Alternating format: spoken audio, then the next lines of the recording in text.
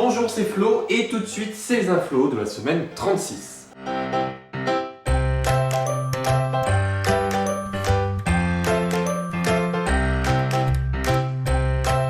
On commence avec une info du journal L'Express. Désormais, les drones ont le droit de voler une fois par mois à Paris. Un drone, c'est un appareil qui vole soit avec une caméra embarquée, soit pour livrer un colis, ou encore pour sauver des gens.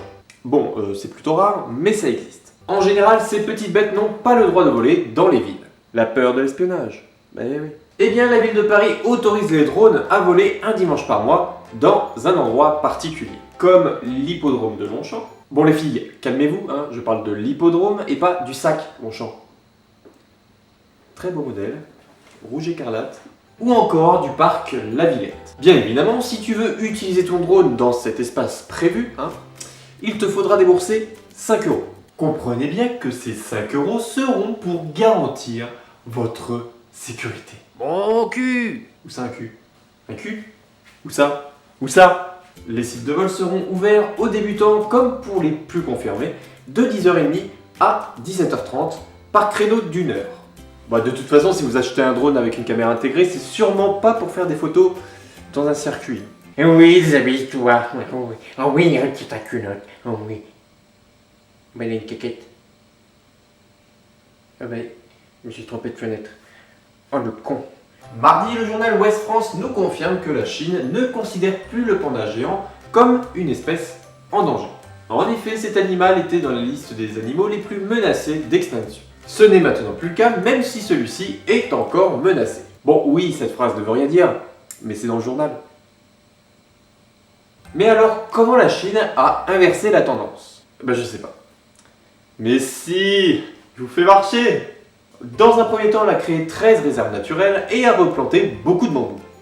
De bambou. Parce que notre gros panda en avale 20 kg par jour.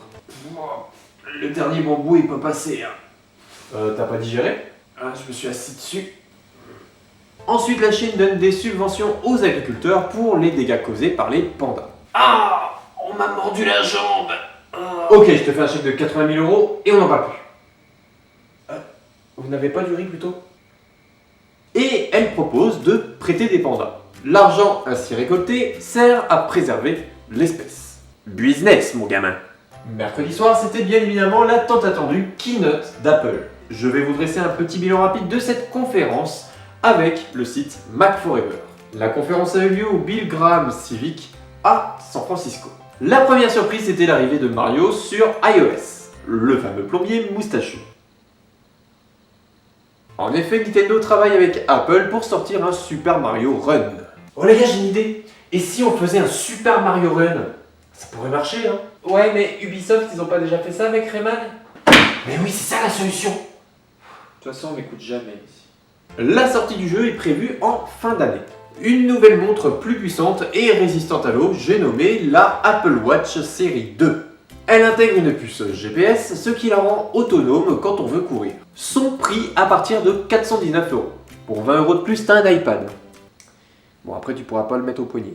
Ça, j'avoue. Pour finir, le tant attendu iPhone 7 a été dévoilé. Résistant à l'eau et plus puissant. D'ailleurs, il me faut rire parce qu'ils disent que c'est le meilleur téléphone qui n'ait jamais conçu.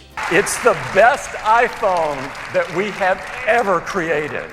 Are the most advanced iPhones ever. En même temps, vous venez de le sortir, donc bon... Heureusement. Enfin bref, une nouvelle couleur s'est invitée, le noir profond. Ouais bon, c'est un noir laqué quoi.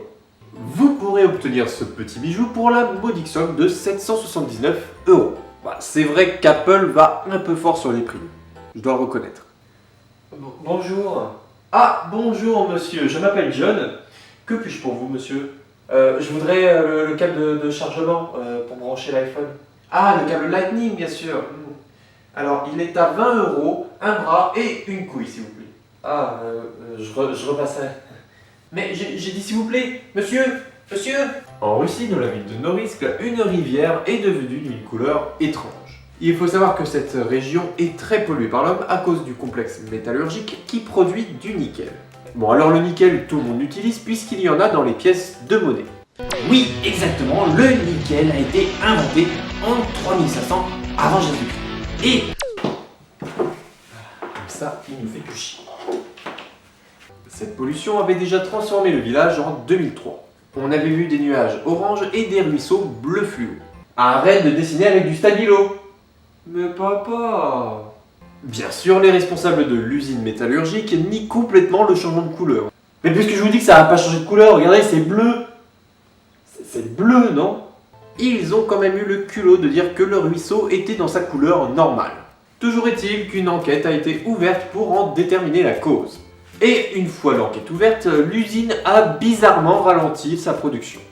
Mais c'est pas nous, faut arrêter. Vite couper les vannes d'évacuation.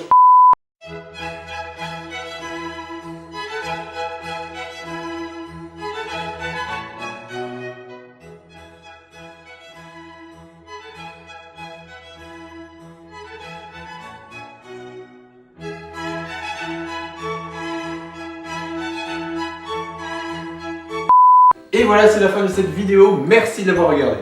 Si vous avez aimé ma vidéo, vous pouvez bien sûr vous abonner à ma chaîne. N'oubliez pas ma page Facebook Les Inflos et mon compte Twitter. N'hésitez pas à me dire ce que vous avez pensé de cette vidéo en me mettant un commentaire ou un coup de pouce. On se retrouve samedi prochain. Sur ce, prenez soin de vous. Tchuss!